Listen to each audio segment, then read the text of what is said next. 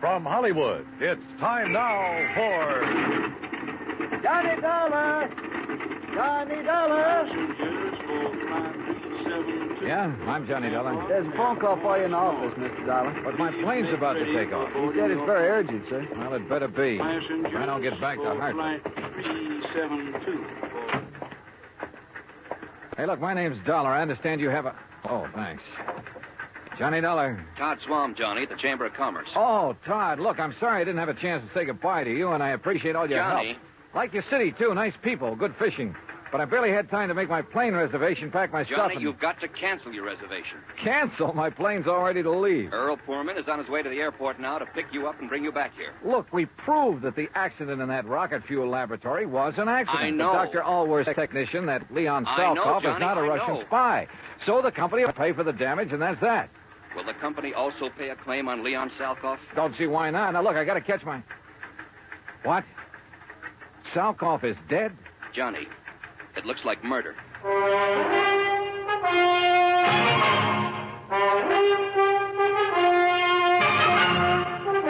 Bob Bailey in the exciting adventures of the man with the action-packed expense account. America's fabulous freelance insurance investigator. Yours truly, Johnny Dollar. And now, Act One of yours truly, Johnny Dollar.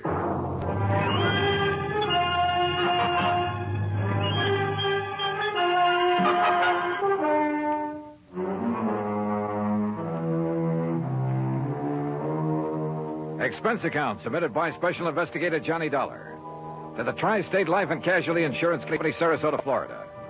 Following is an account of expenses incurred during my investigation of the Salkoff sequel matter.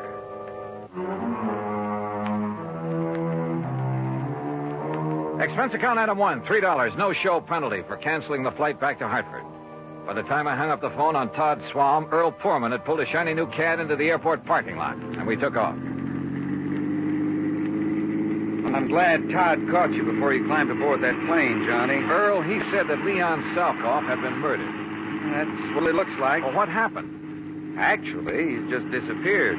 But under circumstances that make it look like he's been murdered. Any idea who? Johnny, you know as well as I do that he was pretty deep in subversive activities during the last war. Yeah, but he's been given a clean slate, at least so far as our country is concerned. Right. But then, wait a minute.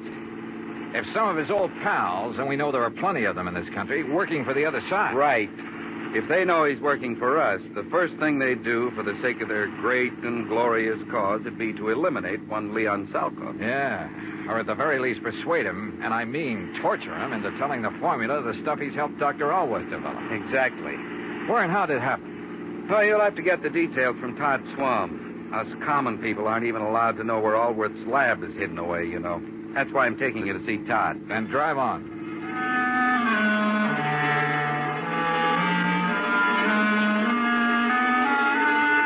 Todd was waiting for us at the Chamber of Commerce building. He thanked Earl for dragging me in from the airport. Earl left, then Todd and I walked out to his car. Here, Johnny, use my car. You know where to go. Out to the lab? Yes.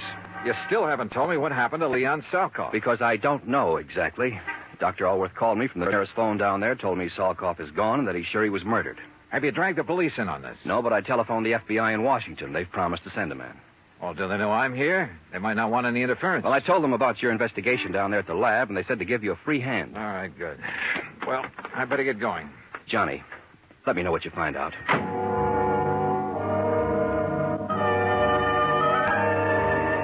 Once again, I headed south on Route 41, down through Fort Myers, where I swung left on 82 and on into the heart of the Everglades. I found the old wagon trail leading into the swampy jungle, and finally came to the shack of the Indian, Ben Osceola. There, I hopped aboard one of his airboats, one of those strange little contraptions driven by an airplane-type propeller. 15 minutes later, I pulled up at the brush-covered island in the middle of that vast, wet, soggy swamp. Dr. Allworth was standing in front of the well-hidden laboratory. Mr. Dollar! Mr. Dollar, I'm so glad you haven't left yet. Oh, what's happened out here, Doctor? Oh, it's been terrible. A terrible thing, like a nightmare. Here, come inside. I'll show you and tell you everything I know. Oh. Our living quarters are down this corridor. Yeah, I remember. After you and Mr. Swam left us yesterday, Leon and I went to work immediately to replace the rocket fuel additive we had lost in the accident you investigated. Yes? Oh, if only I'd paid attention when he told me about the man he'd seen in Fort Myers the day before. But we were so busy. Wait a minute. What man? Someone he'd known in Europe during the war. A man he suspected of now working for, well, for those who'd like to sabotage our... Go on, Doctor. Look, Mr. Dollar, this is my room. And this, right next to it, is Leon's room. Great Scott. Yes, there must have been a terrible struggle. And, Doctor, this looks like blood on the floor. Now, what happened? Well, it was early this morning before dawn. I heard voices in here. At first, I thought Leon was shouting in his sleep. Yes? But then he began to call for help, and I heard the furniture being knocked about. Well, didn't you come in here? Something had been shoved against my door. This table. I couldn't open it. Then I heard the shot. I heard Leon scream with pain. Then another shot. Oh, terrible, terrible. Go on, Doctor. Then I heard them drag poor Leon's body away outside. But how did you get out of your room? By placing my bed as you see it now, I was able to brace my feet against it, force the table away from my door. Now, come, Mr. Dollar. All right. I pursued them down this hall, but by the time I reached the outside door, they were gone. But unless they had an airboat. They must have, hidden somewhere on the edge of this little island. Oh, there are 1,000 places in the brush and trees where it could have been hidden. Do you see? Look, 1,000 places. I don't see Leon's airboat out here, only yours. They took it. That's why I think there was more than one of them. And now I must leave you. You what? I must go into a telephone. I'll be back as soon as possible. Well, now, look, wait a minute.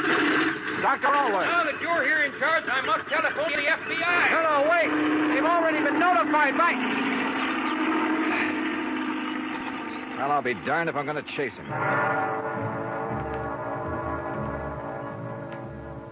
What's more, I doubt if I could have caught him in the old airboat that I had.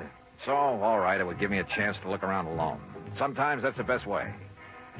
I poked around outside for a while, looking for where Leon's attackers might have concealed the boat they'd used. In that swamp and brush, it was like looking for a needle in a haystack. Then I walked back to the laboratory building. The front door was closed. Funny. I thought we'd left it open a minute ago. Oh, well. Huh? Oh, no, you don't. Oh.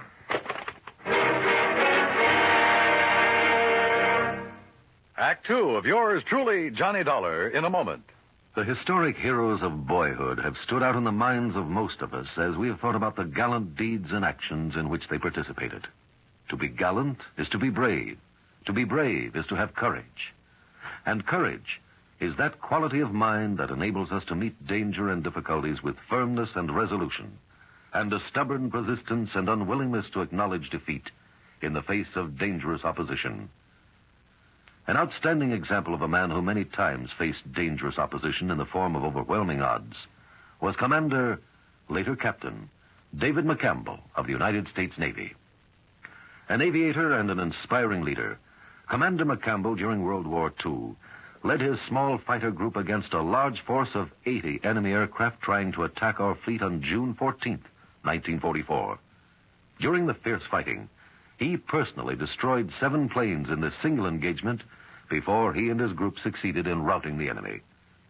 In the same sort of tight situation in October 1944, Commander McCampbell, assisted by only 1 other plane, intercepted and attacked a formation of 60 enemy aircraft. He personally shot down 9 of the planes, and fighting desperately, but with superb skill, completely disorganized the enemy and forced the rest to abandon the attack before a single plane could reach the United States fleet. The combined skill and courage Commander McCampbell exercised in earning the Medal of Honor proves that a man's code of conduct is a valuable aid in getting the job done well. And now, Act two of yours truly, Johnny Dollar, and the Salkoff sequel matter. I don't know how long I was out after the attack on me at the hidden laboratory in the Everglades. But when I came to, I was lying in Alwa's bed. Across the room at a desk sat a well-dressed man going through files of papers and folders. I played possum because I wanted time to think. If Leon Salkoff had been murdered by subversives, then this man must be one of them. But how had he got here without Allworth knowing? Or did Allworth know? After all, now that I had time to think about it, his explanation of what had happened to Salkoff had been pretty glib. And the doctor's sudden departure a while ago to phone the FBI, he'd said. Didn't he know that Todd Swam had called him? In any event, he'd run off to leave me alone like a sitting duck. Who was the man sitting here? And why hadn't he killed me when he had the chance? I rolled over and groaned. My head felt like it was split down the middle. Oh. Well, Mr. Dollar, you finally come around. Yeah, I guess so. Brother. We were quite concerned about you. We? I'm terribly sorry about what we did to you, but until we frisked you and discovered your identity... Who are you? Walter Brenman, FBI. Oh. When we found you prowling around, we thought you might be one of the people we hoped to trap here. The killer of Leon Salkoff?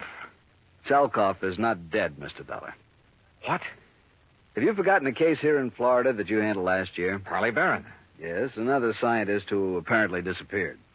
Actually, we had arranged the whole thing so that his whereabouts would not be known while he continued with his nuclear research. Yeah, I remember. The report of his death and disappearance was to throw off our pals behind the Iron Curtain. Precisely. So now you've done the same thing? Ouch.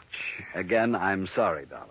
But we didn't know who you were. We didn't want to take any chances. You say we, Mr. Brenman. My colleague, Mike Crucian, who is in searching the laboratory. Oh, for what?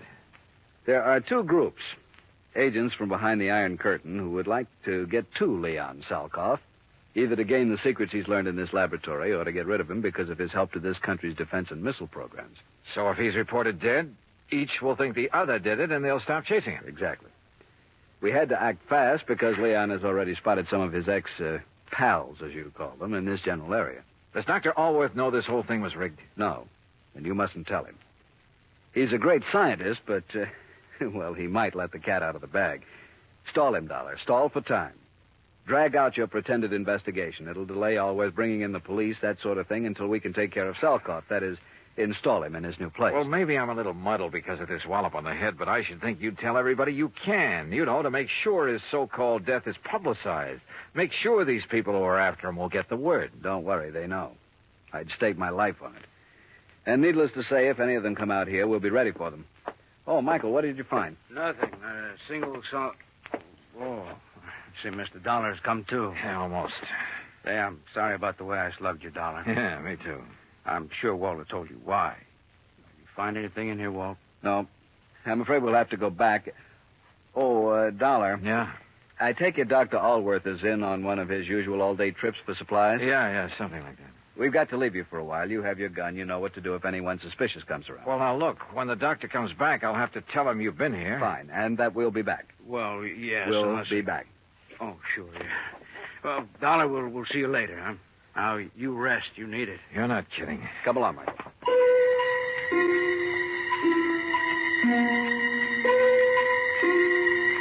I felt so rocky, I didn't quite know what to make of it. I heard them leave by the outer door. Then a couple of minutes later, from off at one side, I heard their airboat leave. Wait a minute. It wasn't going out by the channel I'd been given to understand was the only way out of this place. Strange. Painfully, I rose and walked out. My head ached so much I could hardly think straight. There was something wrong here. Oh, sure, they'd left me a gun, but... yeah, they'd left it with me all right, but the chambers had been emptied. My airboat was still where I'd parked it in front of the building, too. Yeah, but it wouldn't start. Tamper with, maybe. Then I heard it. Another boat coming into the regular channel. In the distance, I could see there were two people in it. Quickly, I crouched behind a clump of brush until I saw who the two men were. Mac! McLaughlin! Oh, hi, Dollar. Dr. Always said you were out here. Mr. McLaughlin was already on his way when I telephoned. Why didn't you tell me the FBI had already been sent for, Mr. Dollar? I tried to, but you Good took off Lord, in such a Johnny, hurry. what happened to you? Oh, a couple of your own boys did this, Mac. What? Men from the Bureau? That's what they said. And I was so addled from this knock on the head. Johnny, that- that's impossible.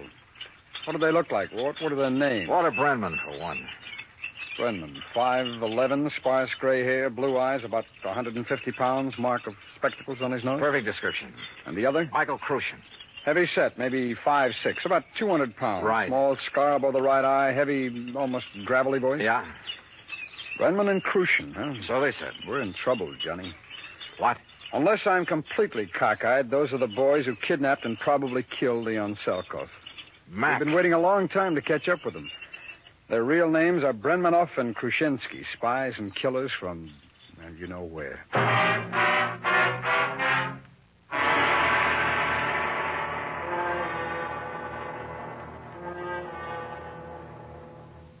Act 3 of yours truly, Johnny Dollar, in a moment.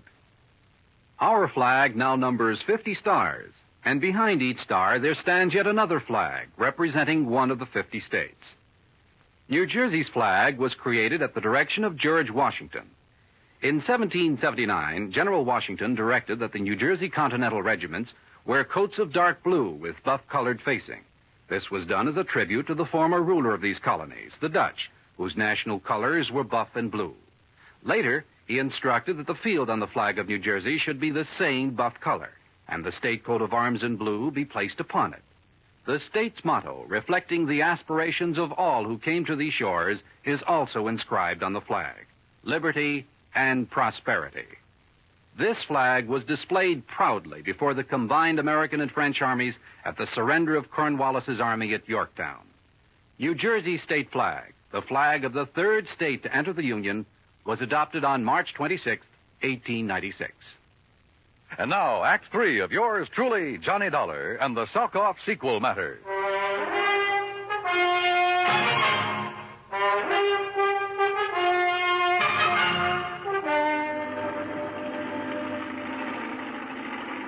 McLaughlin, my old friend of the FBI, gave Dr. Allworth a gun with instructions to lock himself into his lab and shoot on sight anybody who set foot on the island before we got back. Then we took off in the airboat. Briefly as possible, I told Mac what had happened to me at the laboratory there in the middle of the Everglades. Only a pair like Brenmanoff and Krushinsky would have the guts to impersonate FBI agents. After that beating, I was too muddled to even ask for their credentials. What I don't understand didn't kill me. They haven't yet learned the formula that missile fuels. So? They've got to leave every possible door open, Johnny. With you convinced that they're from the Bureau... So they think. Yeah. Well, it meant they could go back to the lab. After the doctor returned, maybe even get your help in obtaining the formula from him. What? Sure. The abduction of Leon Salkoff would indicate the doctor himself is in danger. Well, that's true. But if he wanted his work carried on, if anything should happen to him, well, who better to give the formula to than agents of the FBI? On the way out to the lab, he was ready to give it to me. Hey, Mac, he and Kay's little visit, they're prowling through the lab and Allworth's papers. It means they didn't get the formula from Leon Salkoff. Which probably explains their sudden departure. They couldn't find the formula at the lab, so they'll go back and put the pressure on Leon again. Makes sense, Mac. And I sure hope he's still alive. But where? Well, let's hope an all-points bulletin will help us catch up with them when they leave this swamp.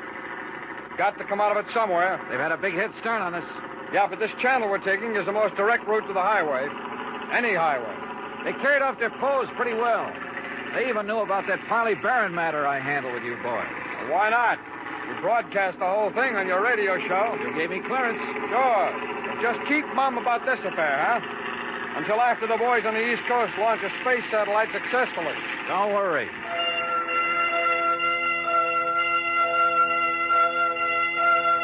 A few minutes later, we pulled up at Ben Osceola's shack at the head of the bayou where we'd left our car. We use mine, Johnny. It's better equipped than yours for whatever we may run into. I saw what he meant, because in back of the seat was a regular arsenal. As we tore out of the jungle and headed south on Highway 29, Mac shortwaved in all points to every town in the area and to the state police. Keep me posted. Over. We're heading south, Johnny, because you said that's the way they left the island by airboat. Right, Mac. But with the way those rivers and bayous twist around in the swamp, they could come out anywhere. Well, I know this country pretty well. They'd almost have to go south to hit this or any other highway. Now, you keep your eye peeled for any side roads that might lead into where they could land their boat, will you? Hey, look, what about this car that's coming at us? Man, he's really stepping on it. That's okay, Johnny. It's a police car. Police, huh? Sure. But did you see who was driving it and who was sitting beside him? What? Yeah, Krushinsky. And our old pal Brenman. Hold on to your hat. They must have heard the all points. Well, if they didn't, they're hearing it now in that car. And if that thing is souped up like most police Don't cars... worry, boy. They won't get away from this old boiler.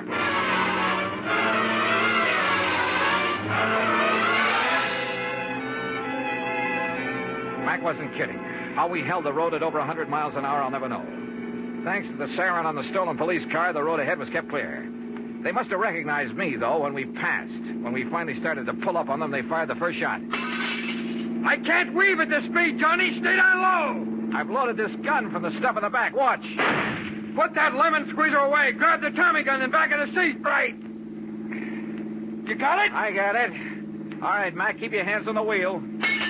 Those boys can really shoot. I told you, the killers. Let them have it. Right. Aim for the tires, Johnny. Aim for the tires. Hold it. Hold it. You've got them. They're going off the road. Mac, if they hit that row of cypress trees, they're gone.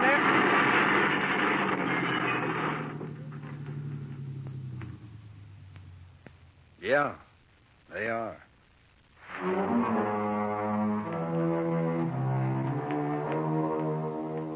Beyond Salkoff, well, I'm afraid he gave more than his skill and efforts to the country he loved that had taken him under its wing. His body was found trussed up and floating face down in the bayou from which Brenmanoff and Khrushchevsky had launched the airboat. Dr. Allworth? Well, now that a U.S. space satellite is carrying out its mission, he's safely and officially working in a government laboratory. Expense account total, including incidentals and the trip back to Hartford? Oh, forget it. If in any way it helped to get the Explorer out in space, in orbit, it's on me. Yours truly, Johnny Dollar.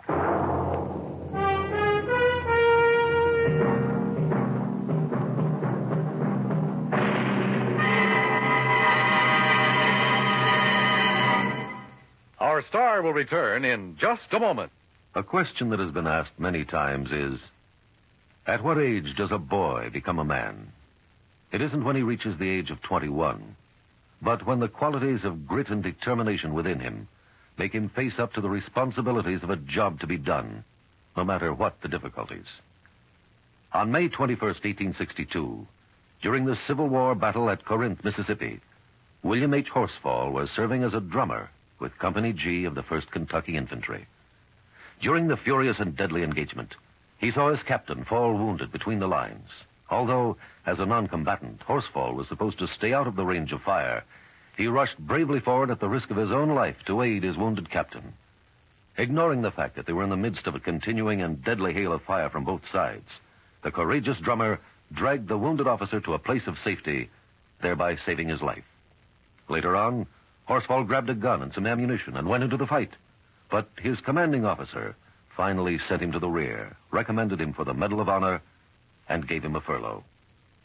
Gallant as the drummer's valorous actions were, the officer felt that 14-year-old William Horsfall was still too young for battle. But Horsfall's personal code had already proved him a man. Now, here is our star to tell you about next week's story. Next week, a trip to a mining town out near Denver, Colorado. And for me, it's a little too close to the wild, wild West. Join us, won't you? Yours truly, Johnny Dollar.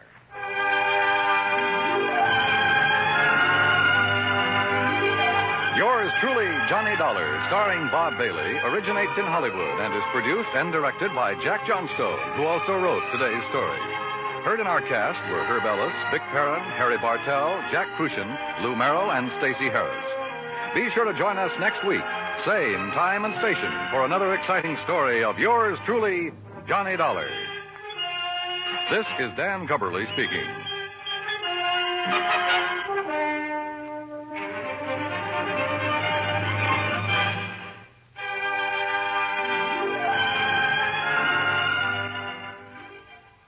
This is the United States Armed Forces Radio and Television Service.